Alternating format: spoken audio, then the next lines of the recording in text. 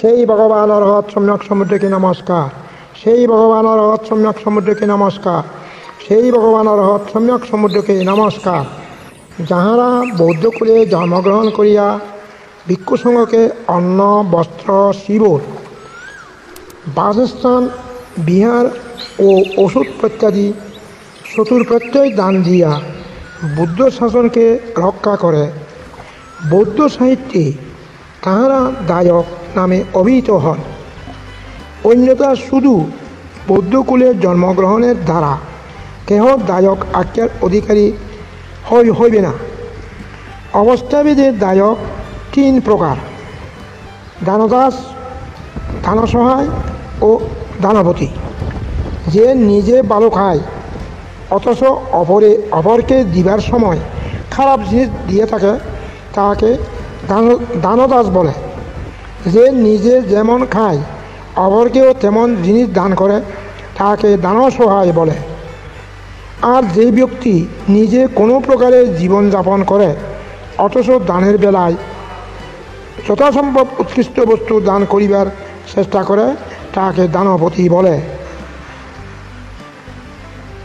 পৌগলিক দান, মানুষ হোক কিংবা পশু পক্ষীই হোক, কোনো ব্যক্তি বিশেষকে যে দান দেওয়া হয় তাহাকে পৌগলিক দান বলে। সঙ্গ উদ্দেশ্যের নিয়ন্ত্রণ ব্যতীত 2 জন বা 3 জন ভিক্ষুককে দান দিলেও পৌগলিক দানের অন্তর্গত হয়।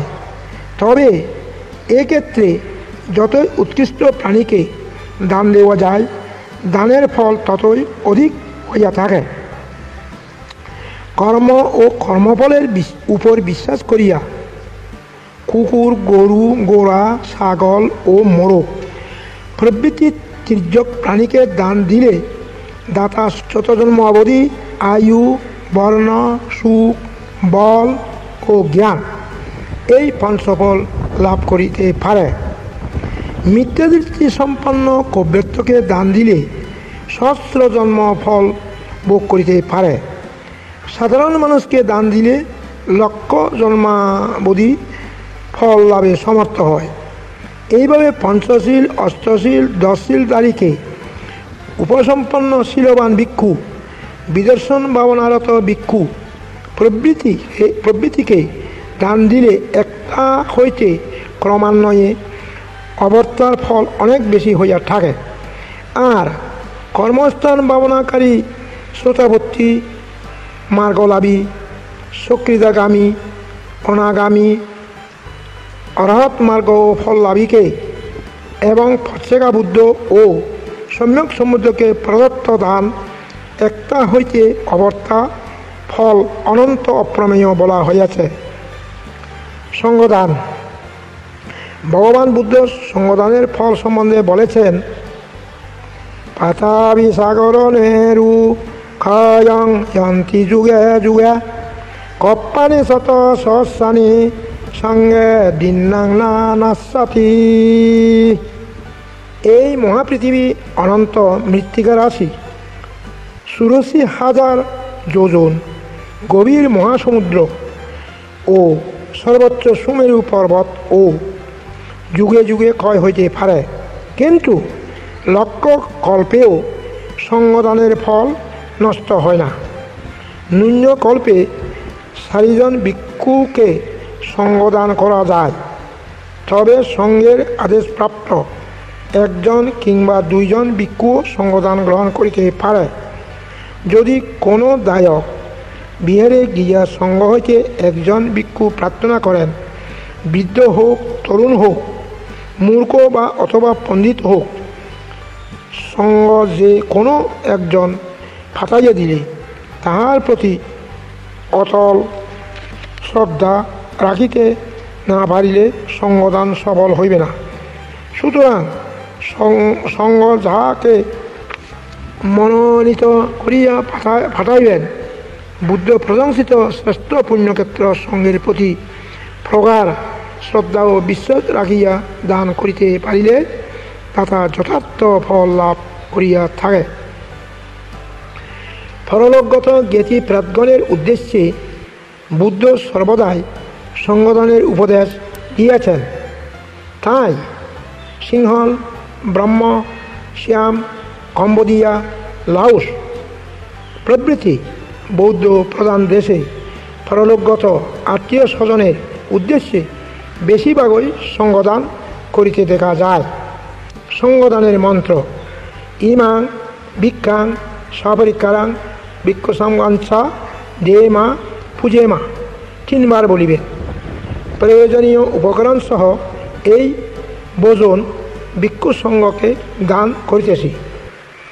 এবং অষ্টপরিষ্কার দান: ভিক্ষু শ্রামণদের প্রয়োজনীয় অষ্টবিধ বস্তুকে অষ্টপরিষ্কার দান বলা হয়, যথা সংগাতি, উত্তরাসঙ্গ, অন্তর্বাস, পাত্র, খুঁড়, সুতা, কটিবন্ধনী, জল সাঁকিবার গামছা।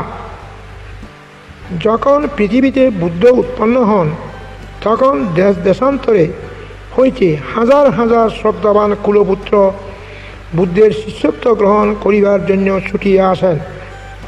করুণাময় বুদ্ধ এসব ভিক্ষুগণ বলিয়া যেই পুণ্যাত্মা কুলপুত্রদের দিকে হস্ত প্রসারণের সঙ্গেই তাহারা ঋদ্ধিময় পাত্র শিবরাদি উপসম্পদা প্রাপ্ত হন।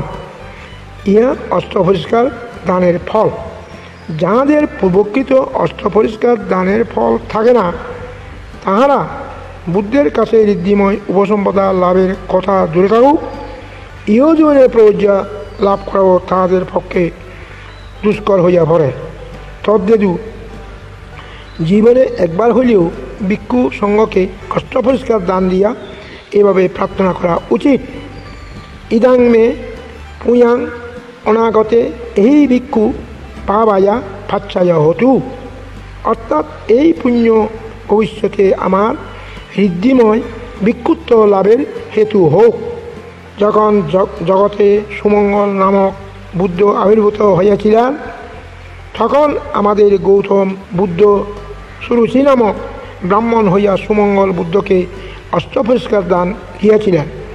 বুদ্ধ ব্রাহ্মণকে সেই দানের ফল বর্ণনা প্রসঙ্গে নিম্নোক্ত 24টি গাথা বলিয়াছিলেন। সেই গাথা: 1 টি শিবরাঞ্চ পাত্রাঞ্চ পাশি সুশিকায় বন্দনাং পরিশ্রাবানঞ্চ দেতি দায়াক তুত্তমানাস যুক্তা যোগেনা শাসনে এবং হি ততব্যাং সদা। সংগাতি, উত্তরাসঙ্গ, অন্তর্বাস, পাত্র, খুঁড়, সুতা, কটিবন্ধনী ও জলসাগনি, এই অষ্টবিধ বস্তু শ্রদ্ধাচিত্তে দান করা উচিত।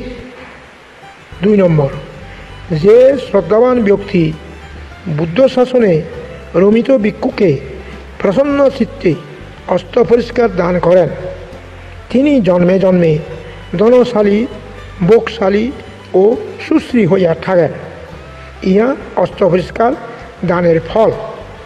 3, যে বুদ্ধ শাসনে এস ভিক্ষু অর্থাৎ ঋদ্ধিময় পাত্র শিবরধারী বিশুদ্ধ ভিক্ষু হয়, ভবিষ্যতে তাহার কীর্তিগাথা চতুর্দিকে পরিব্যাপ্ত হইয়া পড়ে।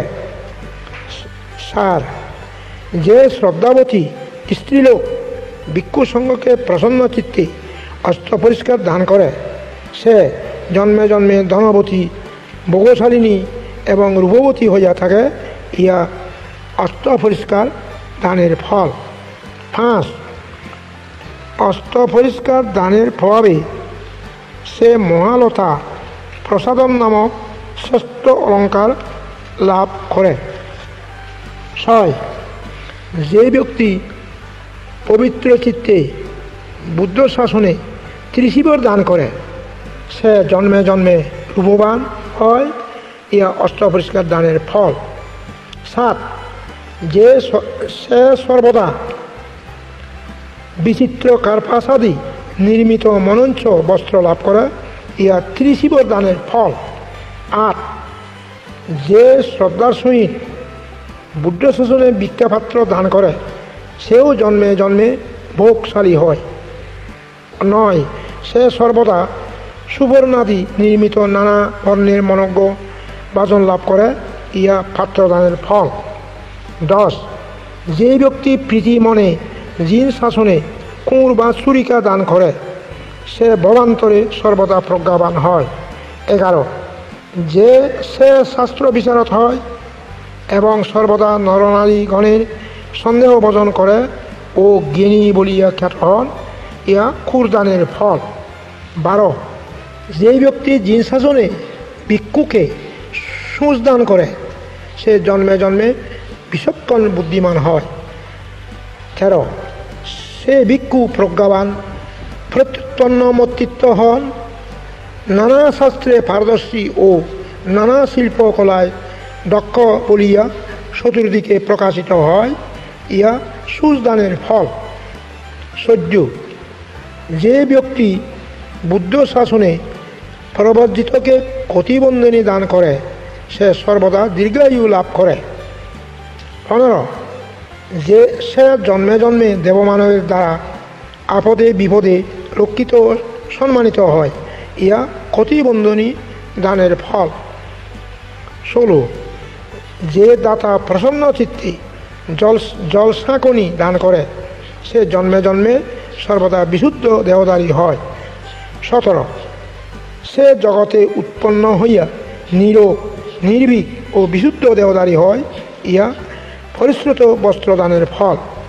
18 সেই জন্য যাহারা পণ্ডিত পুরুষ, তাহাদের আপন সুখ সমৃদ্ধি সাধন মানসে শিলবান ভিক্ষুকে অস্ত্র পরিষ্কার দান করা উচিত। সকল প্রাণী সুখী হোক, সকল প্রাণী দুঃখ হতে মুক্ত হোক।